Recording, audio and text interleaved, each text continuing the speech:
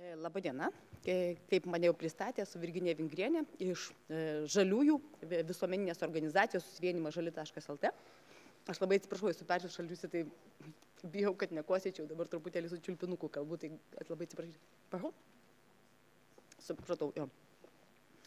Tai mes kaip žalieji, aišku, jūs, kiek supratau, kalbėjote daugiau apie tą urbanistinę dalį, apie miesto planavimą.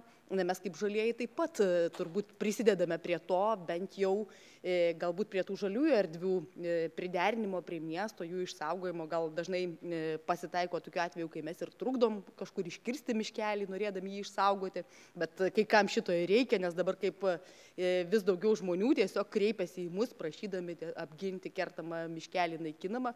Ir ypatingai tai didelė problema naujuose rajonuose, kur vyksta naujos statybos. Ypatingai vienas iš tokių pavyzdžių yra Pilaitės mikrorajonas, kuriame ir pati gyvenu.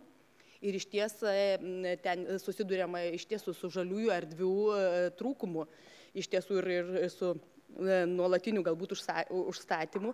Tai mes iš ties ir dirbame ties tą linkme. Na, o aš, kadangi paprašyta šį kartą pakalbėti apie tuos teigiamus mūsų pavyzdžius, tai ir norėčiau vėlgi pasakyti, galbūt ne vien apie žaliųjų erdvių išplanavimą, bet apie tai, kaip iš tiesų kartais infrastruktūros objektai yra tiesiami ar statomi nesuderinus su visuomenė ir kokios tai iš tiesų problemos kyla ir kaip mes su tuo kovojame. Taigi, pirmiausiai gal norėjau pristatyti mūsų organizaciją pačią šiek tiek. Jūs matote, mes esame ne vien tik tai ties žaliosiomis, ties gamtosauginėmis problemos susikoncentravę, bet ir socialinius aspektus apimame. Na ir, kaip matome, mūsų vertybės apima ne vien gamtosauga taip pat. Dėl laiko stokos truputėlį perbėgsiu greitai. Ir mūsų veiklos pobūdis, aišku, prasideda tiek akcijomis, šviečiamąją veiklą. Vykdome aplinkosauginius forumus, taip pat projektus, įvairias pilietinės akcijas ir iniciatyvas, kurių iš tiesų reikia ir jos yra iš ties, kaip jau dabar patirtis rodo, ir veiksmingos. Na ir viena iš tų, tai be jokios abejonės, yra politikų spaudimas, apie ką ir pakalbėsiu, kas yra susijęs su Pilaitės mikrorajonu, kas vienas iš tikrųjų iš mūsų tų teigiamų pavyzdžių. Tai vienas galbūt iš mūsų projektų pagrindinių, tai yra bendruomenių daržai, kas iš ties vėlgi būrė pačias bendruomenės, ne tik tai gražinti aplinką, bet ir kartu galbūt susibūrus patiems planuoti atitinkamai problemų sprendimą, idėjomis dalintis, gal siūlymais. Ir tai viena iš tokių suburiančių iniciatyvų. Mes turime tų bendruomenės daržų tiek Pilaitėje, tiek Antakalny.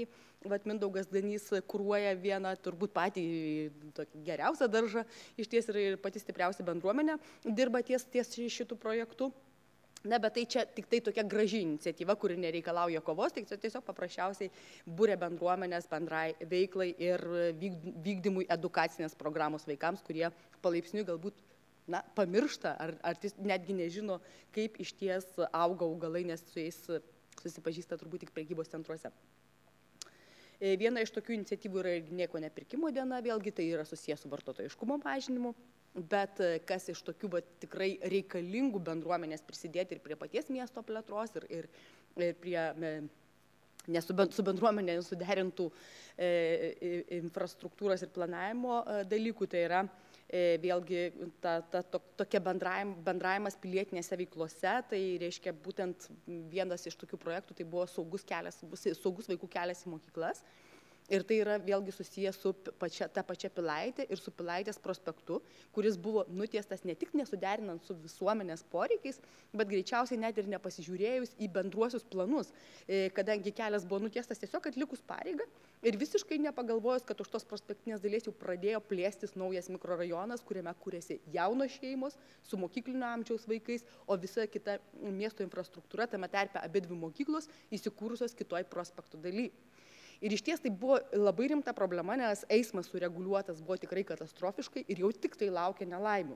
Iš tiesų jos ir prasidėjo, nepaisant to, kad mes iš tiesų nuolat rašėm raštus savivaldybei, prašėme sureguliuoti. Aišku, vienas iš tų, be jokios abejonės, buvo atkreiptas dėmesys ir netgi sprendžiant dėl stacionaraus greičio matuoklio po mūsų rašto iš karto buvo į pirmą vietą Pilaitės prospektas kaip nesaugiausias pristatytas, jisai buvo pastatytas, bet tas nepadėjo, nes greitis, įsivaizduojat, išvažiuojant tiesiai į užmiestį, 60, o reiškia, turbūt vairuotojai dažniausiai netgi ir nepaiso šito. Pėsčiųjų šviesoforas buvo sureguliuotas taip, kad pėstiesiems iš tikrųjų labai trumpai degdavo, o jie turėdavo laukti pakankamai ilgai ir netgi tik vienos krypties eismo juostą galėdavo pereiti. Tai va dažniausiai ir bėgdavo netgi arba per raudoną, arba nesulaukę. Na tai taip ir iš ties netgi taip ir įvyko 2 eismo nelaimės, kuriuose iš tikrųjų nukentėjo vaikai. Vienas atvejis buvo mirtinas. Ir tik tai po šitų atvejų vėlgi mūsų bendruomenės iniciatyva surinkus 100 parašų ir rašius savivaldybei prašymus, su mūsų pageidavimais, kaip turėtų būti sureguliuotas, prasidėjo tokie kosmetiniai pataisimai, bent jau ženklai sustatyti, bent jau šviesoforai sureguliuoti, tačiau į mūsų prašymus kažkokias rimtesnės mechaninės priemonės sudėti, ar iškilias perėjas, ar tarkim viedukus, buvo atsakyta, kad jūs patys budėkite prie perėjos ir saugokite savo vaikus. Na tai čia va toks vėlgi vienas iš pavyzdžių, kur buvo tiesiog atsirašinėjama, bet šiai dienai vėlgi laukia praktiškai vos ne kitų nelaimių ir kai jos pasikartojo jau mums tada netgi subūrus kaip bendruomeniai tiek mokyklas, su vaikais įvykdžius akciją, reiškia vaikai ėjo per perėją, mokyklos vaikai, žodžiu, su plakatais prašydami apsaugoti pėsčiuosius, galiausiai šitai akcijai nuskambėjus spaudoje. Savivaldybė pradėjo kalbėti kitaip su mumis ir jau praktiškai jie dabar, reiškia, jau prasidėjo tie teigiami dalykai, prasidėjo įrengimas iškilių perėjų ir netgi tai, kad jau kalbėsis su bendruomenė dėl, reiškia, eismo patobulinimo, pagerinimo, reiškia, tuose perėjose. Vienoje iš jų prekybos centras įrengs požeminę perėją, o dėl kitos vėlgi kalbėsis su bendruomenė. Tai va, aš manyčiau, tai va vienas iš tokių teigiamų pavyzdžių, kur bendruomenė gali prisidėti prie pagerinimo situacijos būtent savo gyvenimo sąlygų. Kitas vėlgi pavyzdys, tai būtų vandens pakrančių apsauga. Mes irgi kaip bendruomenė, kaip žalieji labai daug kovojame irgi su ežerų aptverimu, tai vėlgi vienas iš miestų Salotės ežero aptverimas.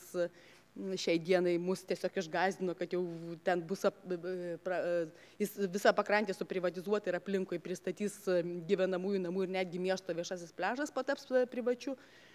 Tai mes iš tiesų vėlgi kaip bendruomenė organizavom akcijas ir po paviešinimo spaudoje netgi dingo tas pats vagonėlis įsikūręs, kuris su tvorom, nes vėlgi turbūt matytas viešumas padėjo tiek, kad atsiskleidė tie ne visai teisingi dalykai, ne visai švarūs, kurie buvo. Ir aš manau, kad čia vėlgi bendruomenės iniciatyva ir žaliųjų iniciatyva kažkiek tai mes prisidėjom prie tos visos bendruomeninės problemos sprendimo. Miesto žaliųjų erdvių išsaugojimas tai vėlgi vienos iš tų akcijų, dėl kurių mes tikrai ir diskutuojame ir įsijungėme į bendras kitų organizacijų iniciatyvas ir manom tikrai diskutuosim ir jeigu reikia mūsų pagalbos, mes iš tikrųjų esame pasiruošę padėti. Tai va, tai tiek ir norėjau galbūt trumpai ir turbūt jau laikas mūsų mano senka padėkoti jums visiems už dėmesį. Na ir jeigu turite kažkokių klausimų, tai mielai juos atsakysiu.